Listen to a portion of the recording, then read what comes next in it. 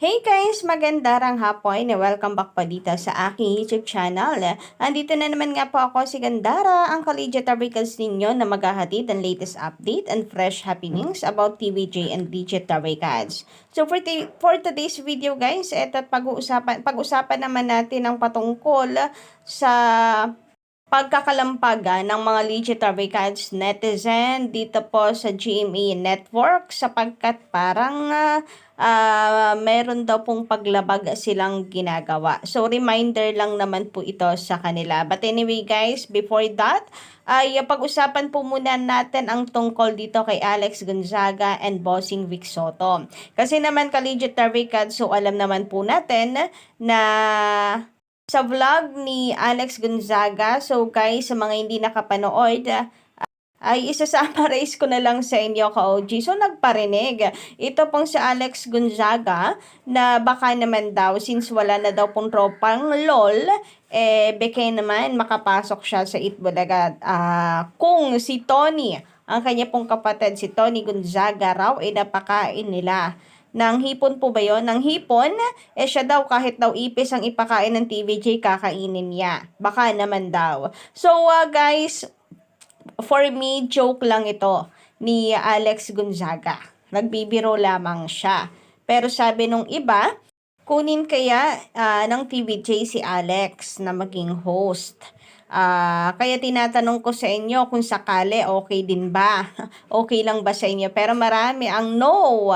It's a no for them. Ayaw nila kay Alex. Although, pasintabi sa mga fans ni Alex G, pero hindi daw nila gusto ang humor nitong si Alex Gonzaga.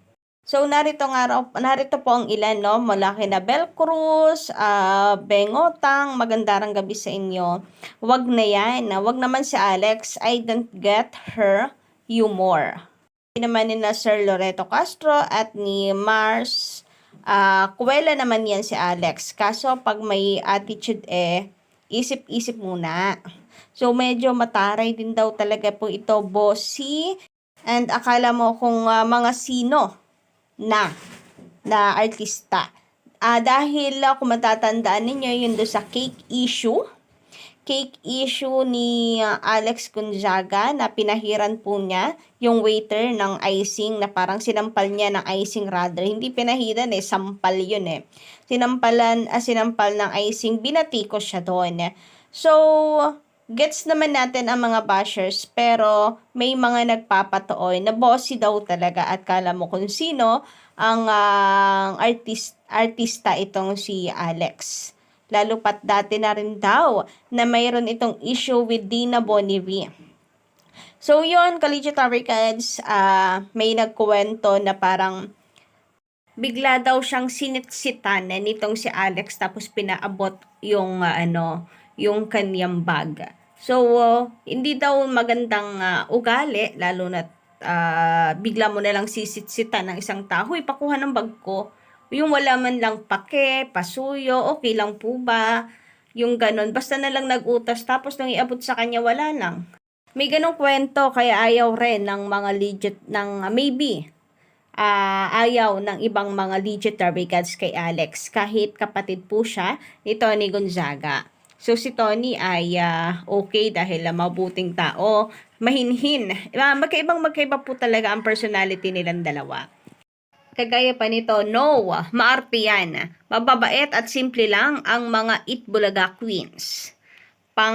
Pasura lang yan si Alex. Mula kay Mas.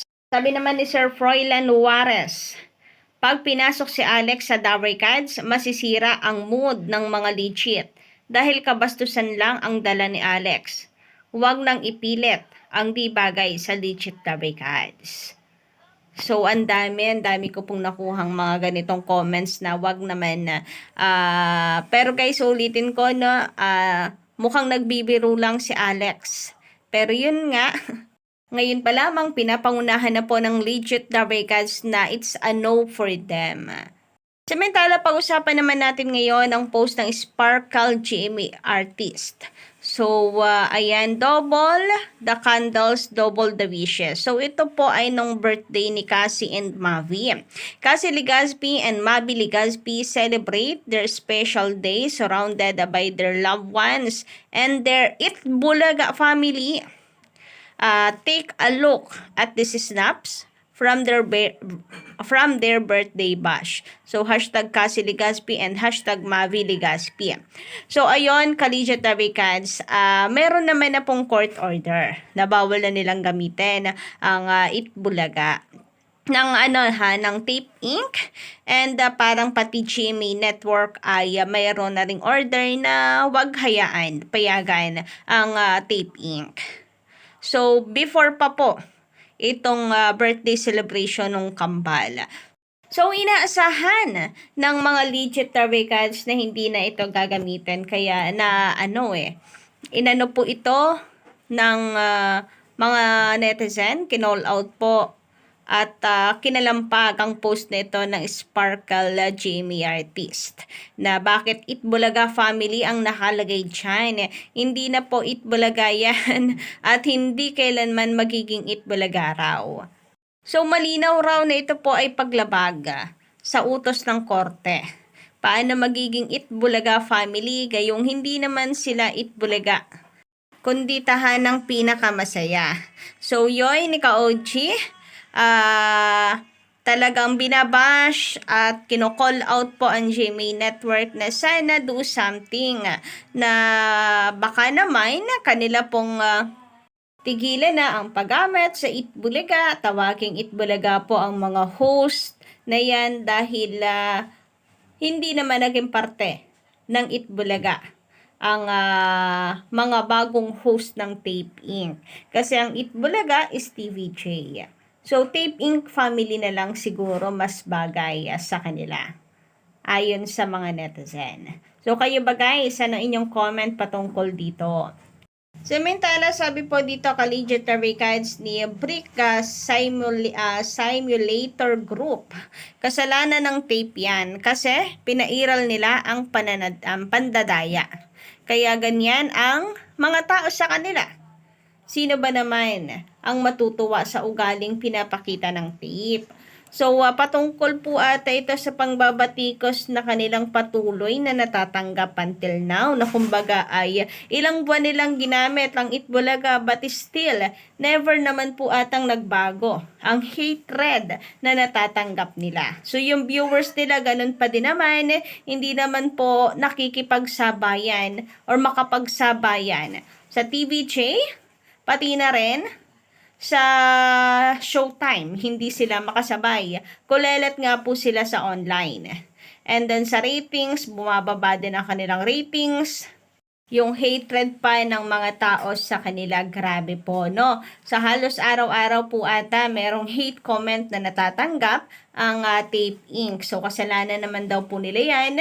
Sila rin ang dahilan kung bakit ganito ang mga tao dumanos sa kanila sapagkat ang attitude nga raw po nila napaka-plastic plus mandadaya. Dinaya daw ang TVJ, pinarehistro ang Itbulaga ng hindi nila nalalaman o walang kamalay-malay ang TVJ na nakarehistro na pala sa IPO ang Itbulaga.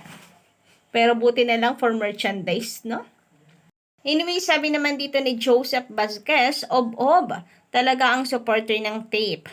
Pati mga creative staff ng tape, puro sabaw. Kaya ang bagong show, puro gaya-gaya lang. So, ayun na nga, after ilang buwan, fresh na po dapat ngayon ang mapapanood dito sa Tape Inc. Fresh episodes, bagong simula, pero parang ganun pa din.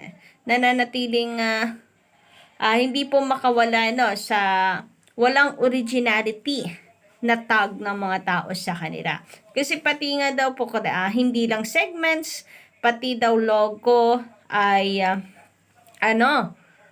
kinopya lang. Kinuha pa sa Google ang mga arts and halatang hindi po pinag-aralang mabuti kung paano sila gagawa ng logo na may laman. Anyway, sabi naman dito ni Anna Sixhim. So, saan po naisusulat na bawal lumipat ng network para matawag na longest noontime show? Embento ng dahilan, yak. So, oo nga nakakagulat ang katwiran ng panatiko ng tape. Hindi po pwedeng tawaging longest running noontime show ang TVJ kasi palipat-lipat daw ng network. So, eto nga, saan nasusulat na bawal lumipat ng network ang isang programa? As long as Itbulaga po ang pangalan yan, longest running noontime show po yan. Kahit saan man po sila dalhin ng tadhana. So, ayun, napaka-bopples lang, napakasabaw lang ng katwiran nila kasi wala na Wala na silang maiba to ngayon sa TVJ. Panalo na po kasi ang TVJ dito sa Regional Trial Court. So, hindi na rin naman nila magagamit ang Itbulaga dahil may order na nga po na bawal na nila itong gamitin. So, maybe para lamang po meron silang masabi na negative sa TVJ, ito na lang yung naisip nila. Wala, tatawanan at tinatawanan lang po talaga sila ng legit because ang bopples daw at ang sabaw daw talaga ang utak ng mga ito para gawing katwiran yon. Sabi naman dito, kahit magpalipat-lipat ng network ang TVJ Itbulaga, basta dala-dala nila ang title na Itbulaga at hindi sila nagpalit ng title, matatawag mo pa rin itong longest noontime show. So, yun po yung sinasabi natin kanina. So, kayo ba guys, anong comment niyo about dito? Palagay lang po dyan sa baba. And of course, don't forget to click the subscribe button and notification bell para sa iba pa nating mga updates. So, guys, meron pala akong post dyan sa atin pong account. Pabasa na lamang guys sa ating announcement kasi hindi po talaga nakakatulong sa channel, nakakasira pa. So, yun lang guys. Abang-abang na lamang po muli ng ating sunod na update.